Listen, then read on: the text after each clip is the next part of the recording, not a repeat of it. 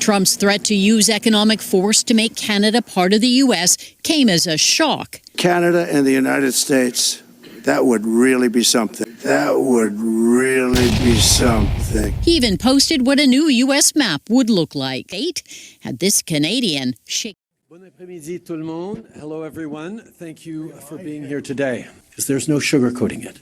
The incoming administration's proposed tariffs against Canada would harm Americans. They would put American jobs at risk. They would put our collective security at risk. They would raise costs at a time when people simply deserve.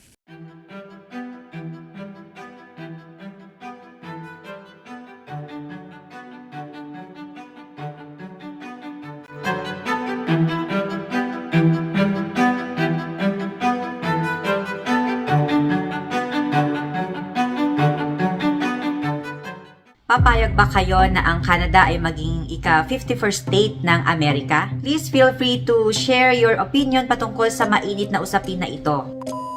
Pag-usapan muna natin ang historical background ng Canada at ng Amerika. Alam nyo ba na matagal nang may malapit na ugnayan ang Canada at United States? Pareho silang nasa North America. Magkarugtong sa mapa at may matibay na economic at military partnership. Pero sa kabila ng pagiging magkalapit, may malalaking pagkakaiba rin sila. Ang Canada ay may parliamentary system, habang presidential system naman ang USA. Gumagamit ang Canada ng Canadian dollars, habang ang USA ay may US dollars.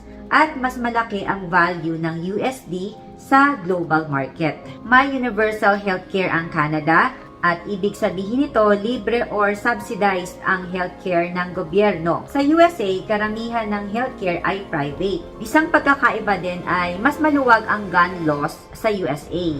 Kaya mas marami ang may personal firearms.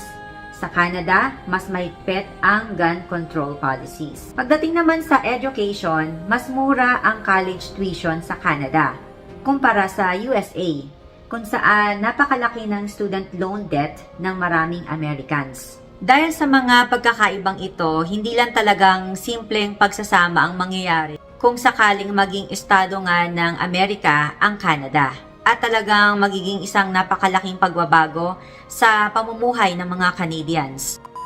Next, pag-usapan naman natin ang current ties and trade agreements. Malaki ang economic relationship ng Canada at USA. Sa ilalim ng NAFTA na ngayon ay USMCA, malaya ang trade sa pagitan ng dalawang bansa na nagpapalakas sa parehong economy. At example na nga lang dito, halos 75% ng exports ng Canada ay napupunta sa USA. Kaya napakalaking partner nito sa business. Pero paano nga kung magiging state na ang Canada? Mas magiging madali kaya ang negosyo at trabaho para sa mga Canadians?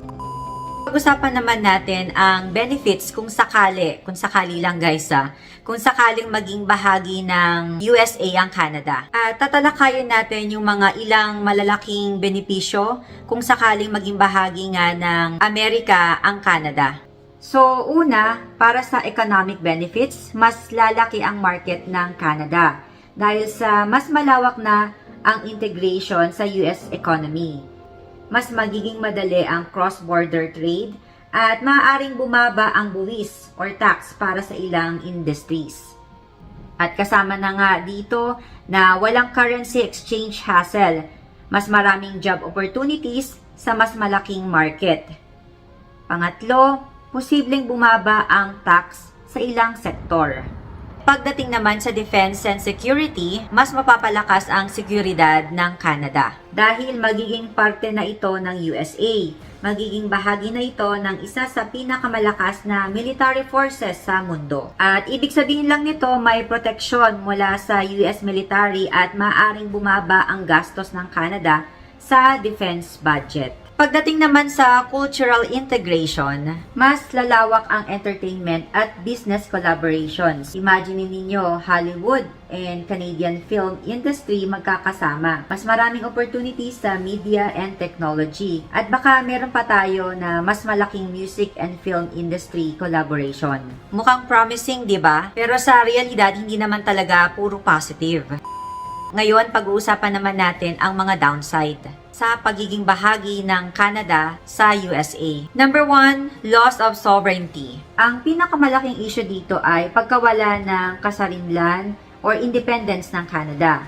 Sa halip na maging independent country, magiging isa na lang itong estado ng USA. Ibig sabihin, mawawala ang sariling government ng Canada at susunod na lang sa federal government ng Amerika. At dahil sa mas maliit ang population ng Canada kumpara sa Amerika, maaring hindi mabigyan ng sapat na boses ang mga Canadian sa government. Number 2, cons, economic concerns. Sa realidad, hindi rin automatic na mas gaganda ang economy. Posibleng tumaas ang cost of living dahil sa mas mataas na standards ng USA pagdating sa healthcare, education, at taxes. Maaaring mawala ang universal healthcare system ng Canada. Mataas din ang minimum wage sa ilang state pero mataas din ang cost of living. At maaari din na hindi angkop or hindi match ang tax system ng Amerika para sa Canada. Next, number 3, political challenges. Isa pang malaking adjustment ang political system. Ang Canada ay kakailanganing sumunod sa batas ng Amerika na maaring hindi match or hindi angkop sa kasalukuyang sistema sa Canada.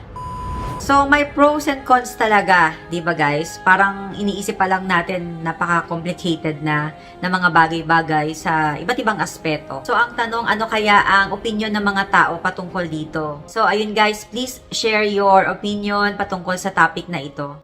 In the nation's capital, some Americans take Donald Trump's threat seriously. Whether we like it or not, it's the most powerful person in the world. And when the president talks, people listen. These friends from Michigan, they're practically Canadians, tried to apologize. It also feels disrespectful, and I'm very sorry about that, but yeah. I don't think he fully understands what presidents are allowed to do and not do. Trump's threat to use economic force to make Canada part of the U.S. came as a shock. Canada and the United States, that would really be something. He even posted what a new U.S. map would look like. Well, I'm okay with Trump. And as far as Canada goes, they're our neighbor, and I love them, and I don't agree with them being our 51st state. Some wondered if this is the art of the steal, what's Trump really after? Does he want our maple syrup? Maybe. Who knows? But some Americans wouldn't mind a Canadian takeover. I think if we adopt free healthcare, I'm interested. As America's closest ally and largest trading partner, just the thought of becoming a state had this Canadian shaking his head. It's a threat that we need to take seriously. He's shepherding the world's most important organization, the U.S. government. Everyone, it seems, has an opinion, even Edgar, a conservative puppet with a right-wing website. Donald Trump should take over Canada. However, I think we should decline Quebec. But hold on, Canada must remain sovereign, says Brittany Siegler. Like, I need to come there to get away from this. So maybe we'll give the puppet the last word. What do you say? Oh, Canada! Yeah, and let's keep it that way. So ayun guys, kung mapapansin niyo talagang karamihan sa kanila ay hindi payag na maging state ng Amerika ang Canada. At makikita natin na pinapahalaga nila ang kanilang independence. Pero may mga mangilan-ngilan na open sa idea, especially sa economic benefits. Nag-stand out nga sa akin yung isang sinabi na interview na isang American na he loves Canada, na mahal niya ang Canada. And as far as Canada goes, they're our neighbor, and I love them, and I don't agree with them being our 51st state. So that's it for today's video. Please subscribe to our channel. Pinag-uusapan po natin ng mga topics about immigration, ang mga life reality dito sa Canada. Kung nagustuhan po ninyong ating video, please give me a thumbs up. Talagang malaking tulong po ito sa aming channel. Thank you guys. I'll see you on my next video. Goodbye for now.